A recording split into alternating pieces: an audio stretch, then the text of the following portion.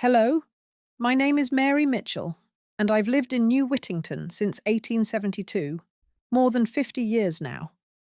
I'm 82 years old, and I have a few things I'd like to tell you about this village and what it was like when I first arrived.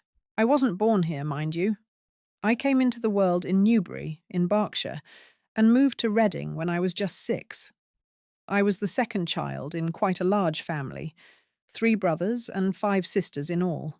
By the time I was 12, I was earning my own living. I went to London first, working as a nursemaid to 3 young children, for 1 shilling a week, if you can imagine that. After 12 months, I moved on to a family in Oxford, where I did the whole of the housework for 1 shilling and sixpence. Then I became a cook for a family in Hereford, and eventually that path brought me to Chesterfield, where I earned what was then considered a very good wage indeed. 4 shillings a week. In those days, if you were in service, you went to church on a Sunday whether you wanted to or not. It was compulsory, and you were allowed just 1 day off per month. I married in 1872 and came to live in New Whittington. I'll be honest with you, my first impressions were not very pleasant, but I've grown rather fond of the old place. It has changed considerably. When I arrived, where the Roman Catholic Church now stands was a duck pond, and where St. Barnabas's Church is, that was an empty field.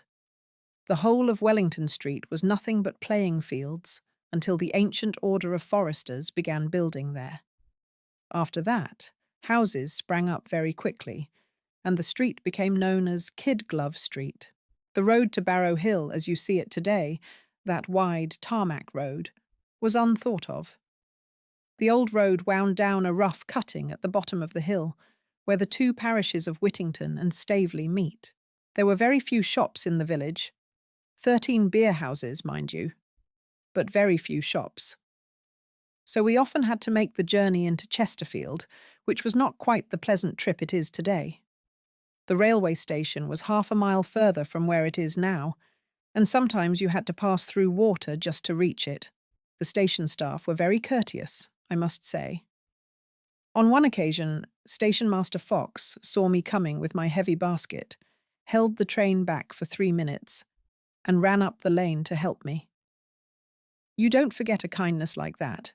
If you missed the train altogether, there was always the horse-drawn bell wagon, which carried passengers from Whittington Moor into Chesterfield for 3 pence a head. The street where I live now, Handley Road, was called Ballarat Row in those days, and it was mainly occupied by Irish families. I was, for a time, the only Englishwoman in this part of the village. The Irish people could be lively. They were known for a free fight at the slightest provocation. But they were always most courteous to me and my children.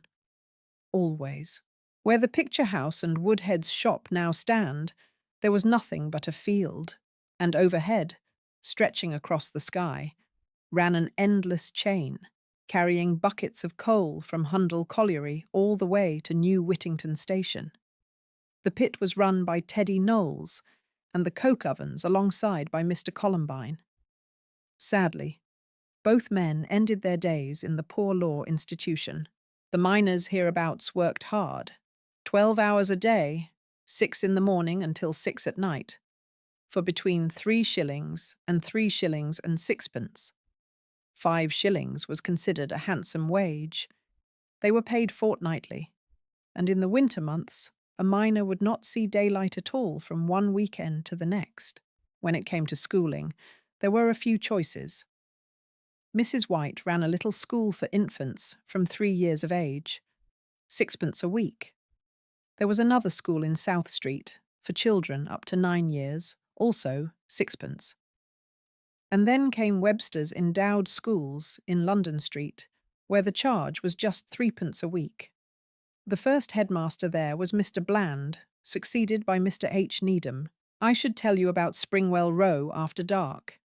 Strangers dared not walk down there, for fear of being stoned. New Whittington had just 1 policeman, and he was wholly inadequate for the task.